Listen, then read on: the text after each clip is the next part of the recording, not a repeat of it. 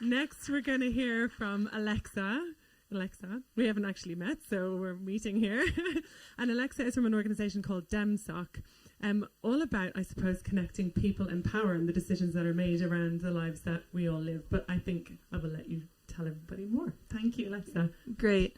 Thanks for having me. I also don't have any slides, so my apologies. You'll just be with me and my voice. Yes, I work for an organization called DEMSOC, Democratic Society. In some of my spare time, I organize with a group called Fuel Poverty Action, and I'm also active in the charity workers branch of the IWGB trade union. And I bring this up as the opening because I think it's a good demonstration that so many people, most people, wear lots of different hats. I also live in a privately rented flat that is of a very, very poor quality in London, where my landlord is right now trying to currently raise that rent. In my day job, I'm also trying to fight for a salary increase in context with the cost of living crisis, and I'm not going to be able to do that by myself, but only amongst my colleagues and other members of my trade union. So what my talk about today is just some of my experience doing housing, energy, climate organizing, but also some of this work, I think, trying to link that up with the more strategic work of what our houses, our buildings can look like. And not necessarily, I guess in my day job, the DEMSOC one, when we say that we do the people part of some of these transformation climate projects, whether that's retrofit, whether that's circular economy, whether it's another transport issue, oftentimes we're met with technocrats who are like, oh, so you do the engagement bit, like you can convince the people to sign up for the stuff. And then I have to exhale because that is not at all what I do, nor is it something that I would want to be doing, because what I want to be doing is I want to be fighting along with other people who are already demanding to live in houses that they want to live in. And there's a lot of voices there already.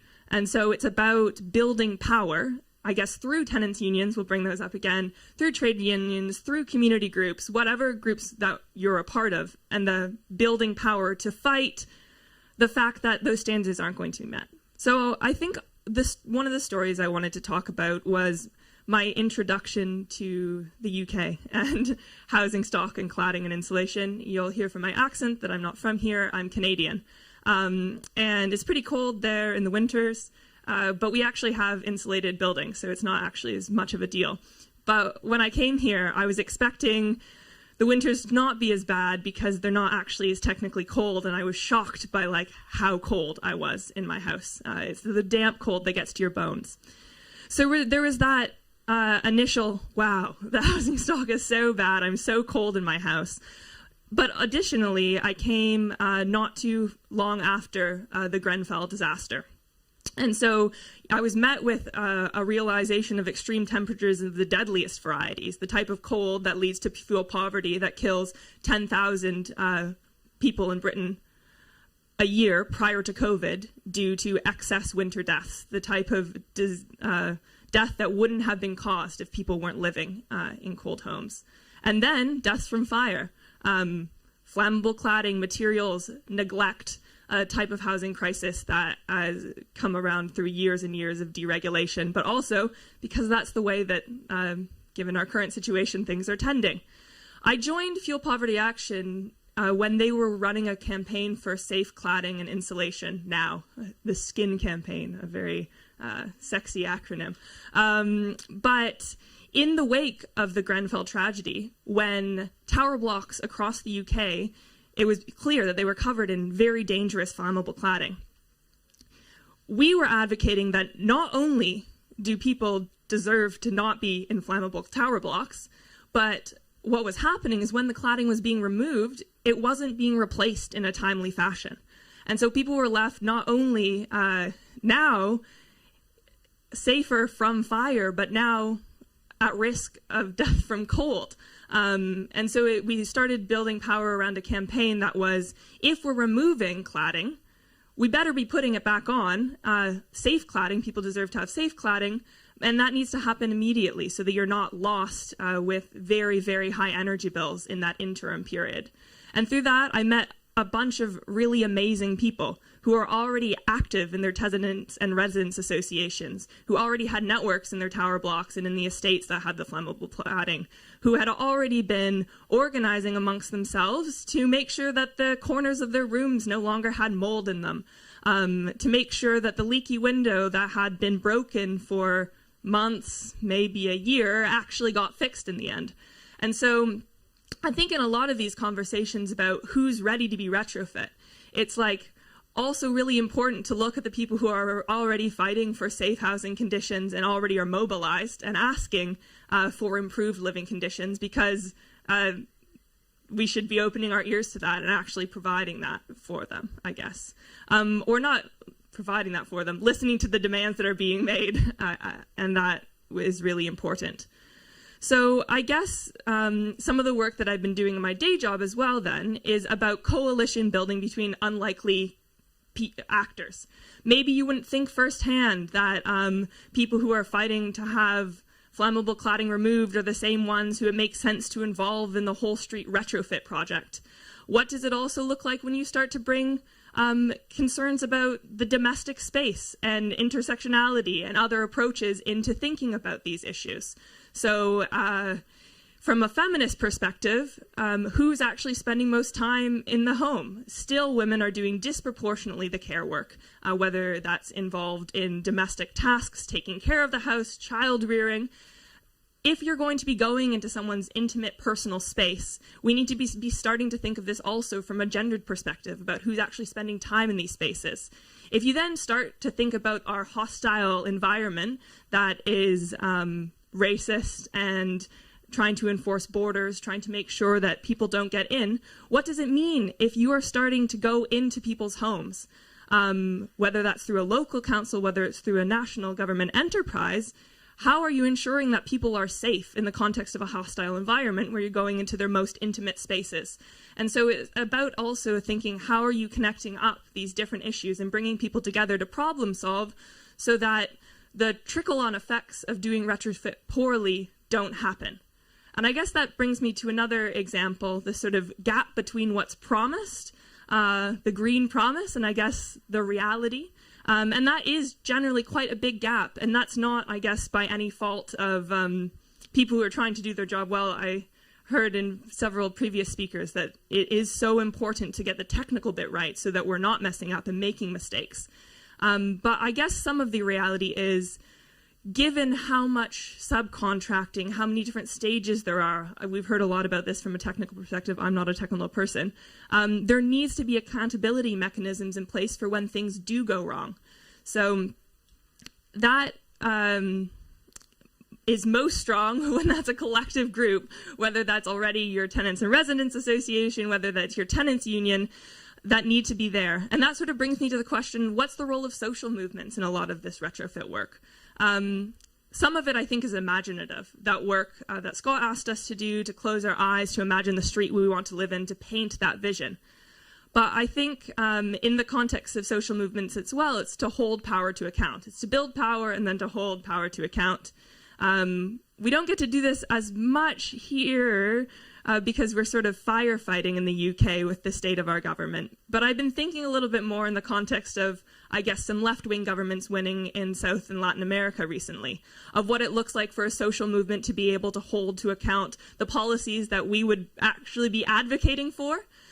Because when you're in sort of a regulatory environment, a legal environment, an economic system that for so many years, maybe all of history, has been tending towards accumulating power, if you have good policies in there, if you have well-meaning people, it's still not going to be what we need unless together we can act and make that stronger. So I guess I wanted to also see if people had questions and wanted to talk about that. A lot of things I was also going to say, Scott mentioned too, so that was good. Thank you for doing that. But yeah, the process of doing the slow work of organizing, and I do mean that in sort of the union building sense, because the one-to-ones, the building connections, the decision that we are going to need to be fighting together and we're going to be the ones who are best looking out for ourselves, not really good policy, though when we get together we can demand it, and certainly not our landlords, probably not our local councils and the government, given the current state of affairs. So I think this idea that there can be unlikely solidarities and coalitions that you wouldn't expect to sort of spark change in this space of retrofit in the built environment, but whose connection is so necessary to actually get that off the ground, and that can get off the ground by sort of working together.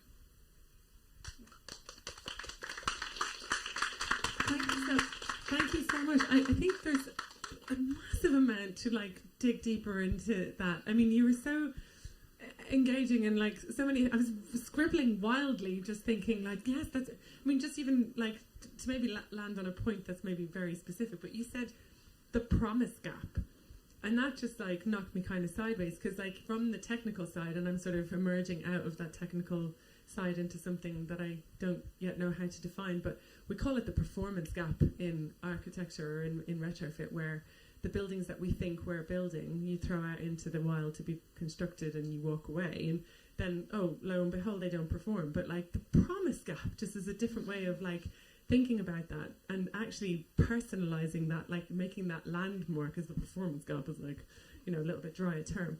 So, I mean, thank you for like sharing those sorts of reflections, but shall we open to the floor and see if anybody got some questions for Alexa? And I think she said, here we go. I know this is going to be a good question. Great questions come from this man. I love putting the ordinary person hat in. I feel so good. Okay, got my ordinary person hat again. There's a campaign, you mentioned social kind of organisations. There's a campaign, I'm not sure if they're here, but they're from Shelter, who work with the homeless community, and it's about fair housing and what does a fair housing kind of look like. So it's about a set of kind of principles or kind of values, and it covers everything as a foundation. And we talk about foundation in terms of buildings, but I think alongside that we need to talk about foundations in terms of, let's say, you know, like what is a home, like, you know, the bigger issues, like, you know, what does a home constitute, what does it mean? So need to have those discussions as well. But I think like you said, it's about kind of the bigger picture as well, and there's never one fit all. But the wonderful thing about what Civic Square have done is that we're all here in this space, we are building relationships. So I'm an optimistic person, so I believe that change always comes from within yourself, but change always comes from kind of being supportive of each other. So yeah, so I'll just share that with you. Thank you. Thank you for sharing. Did you want to respond to that while we see if there are other questions? I think it is good to point out that this is one of the things that we're doing here. So yeah, building those connections in places. Any other questions? Okay, we have some here. Yeah, I was interested to hear your reference to Grenfell and to the cladding crisis, and we should remind ourselves that actually that project was all about environmental interventions, really. So, you know, by making that environmental intervention, we changed a non-combustible building into a combustible building. So I think we should bear that in mind, and I think therefore we should start to look at all of these things in the round, and not just jump to conclusions as to what the solution is. I had the opportunity last week to visit Paradise, only this Paradise was in California, and it wasn't Paradise because 80 people lost their lives. As a whole community was wiped out as wildfires ripped through timber houses and destroyed that community and destroyed 80 lives. So, you know, I'm thinking, you know, we just need to think about how we build things, how we refurbish things, how we ventilate those things, because this next week we're going to be, we've actually had a national emergency declared while we've been in this room. So that's happening now because of the heat wave that we're going to expect. So overheating as well as underheating is equally dangerous. So, yeah, just caution to think, how do we think about everything in the round rather than jump into simple solutions that people think are the panaceas. Thank you. Oh, we've gone up here. everybody wants to contribute. You really started something here, Alexa. Great. I sort of have a bit of a question, because you're talking about intimacies and getting to know people on an individual basis, and for me that also relates to gender, and how I guess the construction industry and the way that houses have been managed have been by men for centuries, and maybe rethinking how gender and sexuality and all those really intimate things, and how households run, and how people live in quite people would seem dysfunctional spaces or dysfunctional ways, whether there's things there to be spoken about as well, because we often talk about the bricks and mortar, but you know, these Victorian terraced houses, let's think about what happened in those 150 years ago. Mum and Dad would have slept in the front room. There would have been 12 kids in the back room keeping each other warm, sleeping next to each other. Like, what's wrong with 3 people sleeping in a bed to keep each other warm? There's big questions as well, like on more of a really intimate level. And I just wondered if that's something like to think about, because we're stuck in a world which is about having the biggest house that we can buy, fit in models. So yeah, just wanted to share that. Yeah, I think that's a really important comment, that doing this work responsibly and interestingly, I think it's really worthwhile to identify what are the assumptions we're making about how we operate in a home, about who's in the home, about what family looks like, about who uses that space.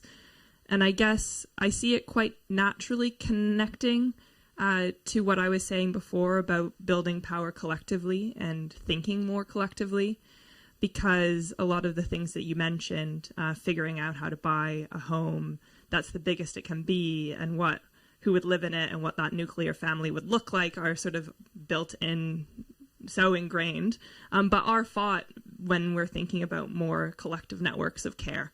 And I do think like there's so much interesting stuff out there. I can't like name a particular author or somebody, but about that sort of more intimate, as you say, aspect of this work. And it's really important to bring up. But I think also from a fuel poverty perspective, because fuel poverty is a poverty issue, it's also a gendered issue, it's also racialized, it's also present in all of these other ways. And to think of the connection between fuel poverty and care work, childcare work, pensioner poverty is some of the highest here in the UK. Pensioners are disproportionately experiencing fuel poverty and are living in cold and are more likely to die from cold because of pre-existing health conditions. But the pensioners who are often in the most poverty with the lowest pensions are women who had to take time off during their child rearing years.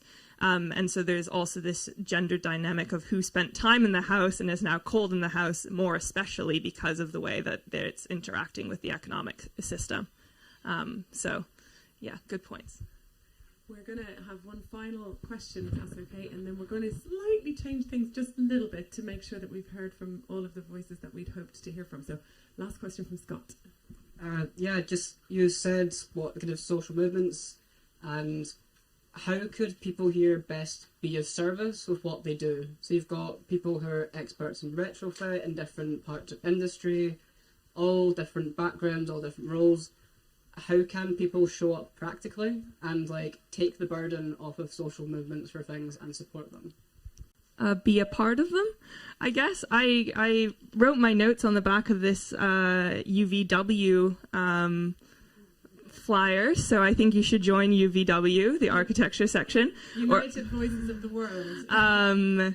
Yeah, I do think like bringing, as I said, when I introduced myself, I said those multiple hats. I think that's really important for people to have, and to like not see. It's hard to organize in the charity sector actually, because like people who work in charities are like, oh yeah, we do good for people because we want to make the world better, and they don't see the sort of like way in which they're being exploited by like having a passion profession and having really poor paying conditions, and so to unlearn that a bit and learn how to work together is the bit that's going to be transforming how all of us could be in social movements with the hat on that is our non professionalized hat, but like in the one that recognizes that we are struggling together for these things, and we'll all have a better world if we're sort of recognizing the way that we're connected. So I guess, yeah, if you're an architectural worker, you could do that. Join your tenants union if you're a private rented tenant or a social tenant, and like actually just do the work of listening and seeing what's already going on. Thank you so much, Alexa.